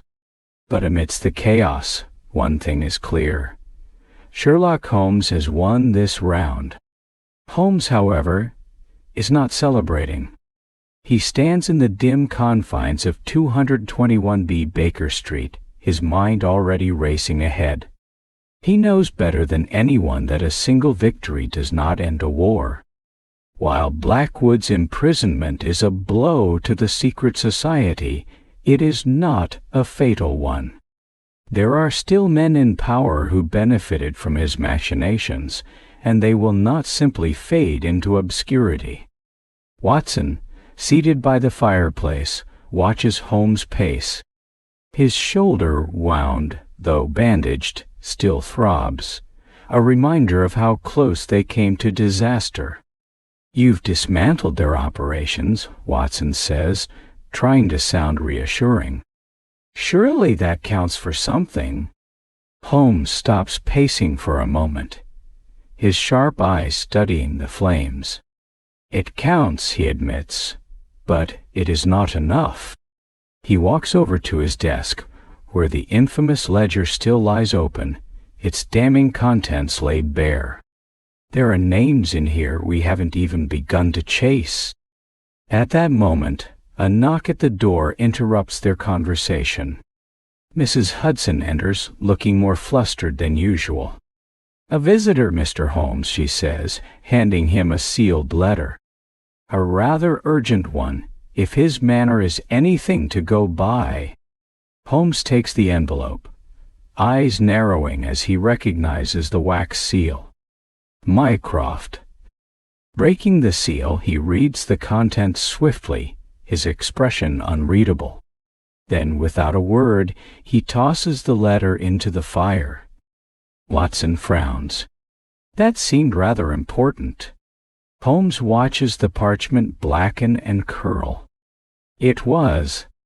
He turns to Watson, his expression grim. "Mycroft has warned me that certain individuals within the government are displeased with our recent work. In other words, they want me to stop digging." Watson lets out a low whistle. "And I assume you have no intention of doing that?" Holmes smiles faintly. "Correct." Later that night, Holmes moves through the darkened streets alone, his coat billowing in the cold wind. He is heading toward an undisclosed location, one where he is certain he will find the last remaining piece of this puzzle. The meeting place is a private club, one known for housing London's most influential men. Holmes enters unnoticed, his presence masked by the smoky haze of cigars and low murmurs of conversation. He moves with purpose, knowing exactly whom he seeks. In a secluded corner, a man sits with a glass of brandy, his face partially hidden beneath the glow of a flickering lamp. Holmes slides into the seat across from him, placing a single folded note on the table. The man looks up, revealing himself to be a high-ranking official, one of the last remaining members of Blackwood's circle. He does not flinch at Holmes's presence. Instead, he smirks. "You're persistent, Mr. Holmes." Holmes leans forward, his voice low but sharp. "Persistence is the key to unraveling deception." He taps the folded note. "This is your only opportunity to make a deal."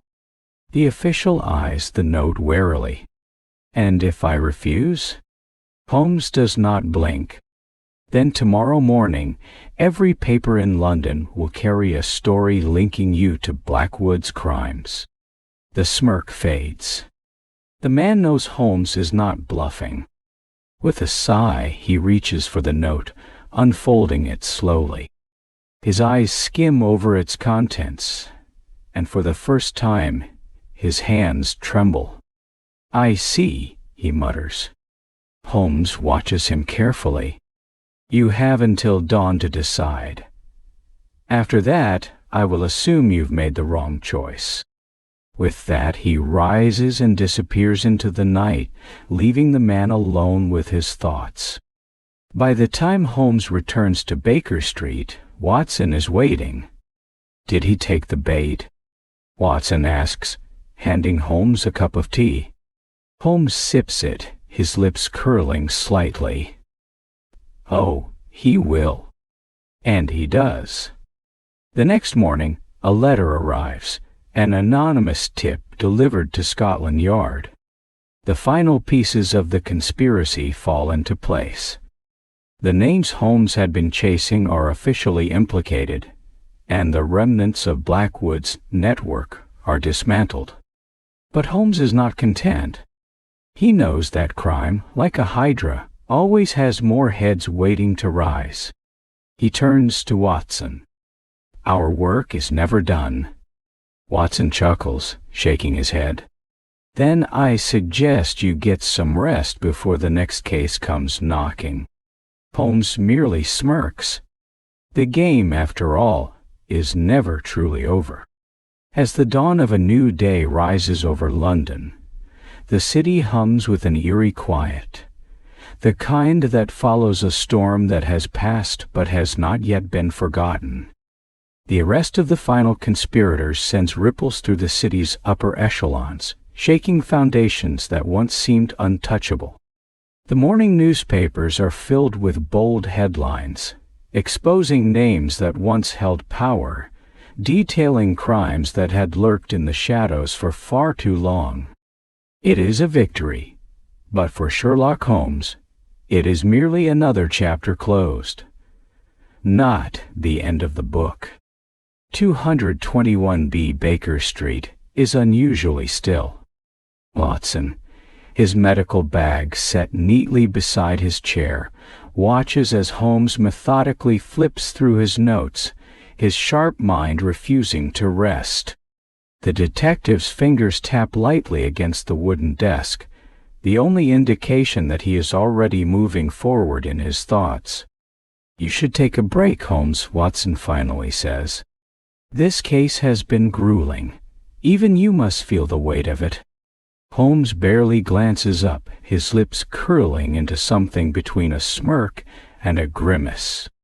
"A break, Watson? And what would I do with myself?" He gestures toward the ledger before him.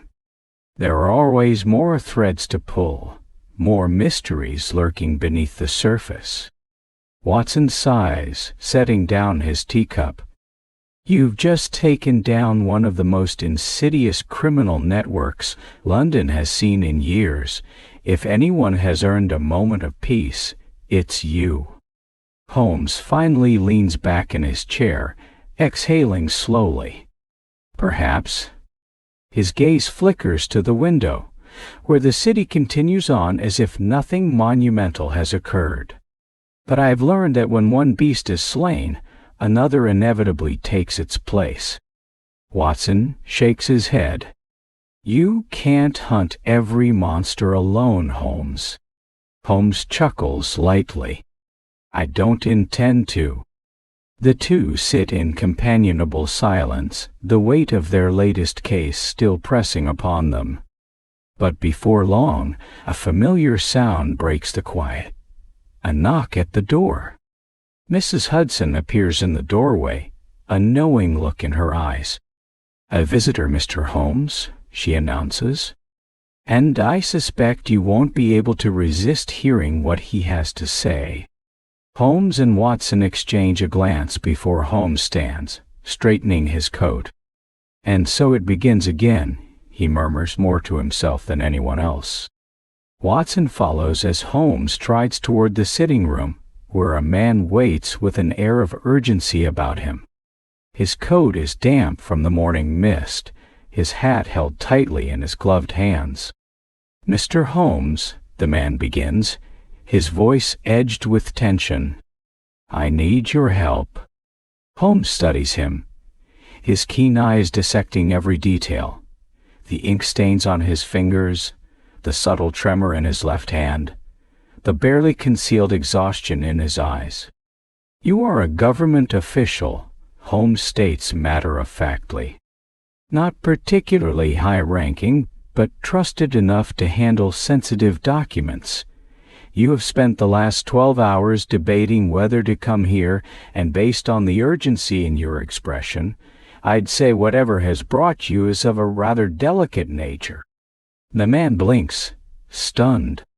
"How did you—" Holmes waves a hand. "Your posture, your attire, the slight scent of parchment and sealing wax. There are many tells." He gestures to a chair. "Now sit. Tell me everything." Watson smiles slightly, settling into his own chair. He knows this dance well. The moment of hesitation from a client, the gradual unraveling of details, the spark of excitement in Holmes's eyes as a new puzzle presents itself. The man exhales sharply before speaking. "It's a matter of national security." Holmes's eyes sharpen. "Go on." What follows is a tale of political intrigue, of stolen documents that could alter the course of international relations, of secrets buried so deeply that even those in power are afraid to dig them up. It is a case unlike the one they have just finished, yet somehow equally tangled in deception and danger. Watson listens intently as Holmes leans forward, fingers steepled beneath his chin. He can see the shift happening. The detective's mind already working at a feverish pace, assembling pieces before the full picture has even been revealed. Finally, Holmes stands. "We leave at once." Watson sighs but rises as well, already reaching for his coat. "Of course we do." The man looks relieved, though uncertainty still lingers in his eyes. "You truly think you can solve this?" Holmes smirks, grabbing his hat. The game is afoot. As they step out into the fog-draped streets, the world around them seems to hum with the energy of a mystery waiting to be unraveled. The city, despite its dangers and secrets, is where Holmes thrives. Watson falls into step beside him. "Just promise me this one won't involve explosions, kidnappings, or being shot at." Holmes chuckles. "Watson, I never make promises I cannot keep." And with that, the two disappear into the morning mist, the next case already unfolding before them. Guy Ritchie's Sherlock Holmes, 2009, is a bold and refreshing take on the legendary detective, played with electrifying charm by Robert Downey Jr. This film doesn't just present Holmes as the cerebral genius we know from the books. It injects him with wit, combat skills, and an unorthodox charm that makes him feel more alive than ever. Jude Law's Dr. John Watson isn't just a sidekick. He's a competent, battle-hardened partner who keeps Holmes grounded, and their banter is one of the film's strongest elements. The plot revolves around Lord Blackwood, Mark Strong, a sinister aristocrat with an apparent mastery of dark magic. His resurrection from the grave sets off a series of eerie events, forcing Holmes and Watson to untangle a conspiracy that could bring all of England to its knees. Rachel McAdams plays Irene Adler, a femme fatale who shares a complicated history with Holmes, adding another layer of intrigue. Visually, the film is stunning.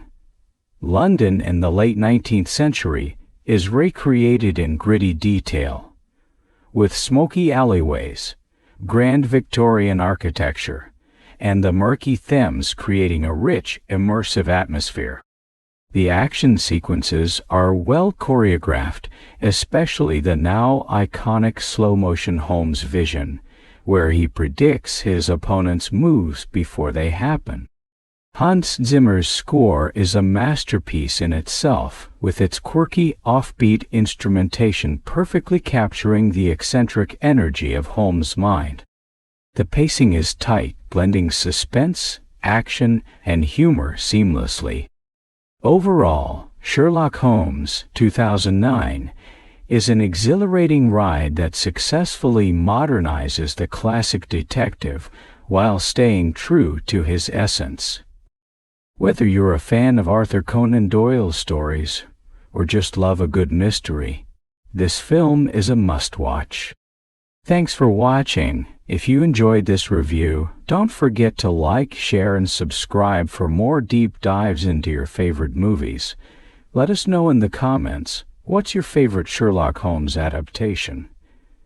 And if you haven't seen this one yet, what are you waiting for? Hit that notification bell so you never miss an update. Until next time, the game is afoot. On next time, the game is afoot.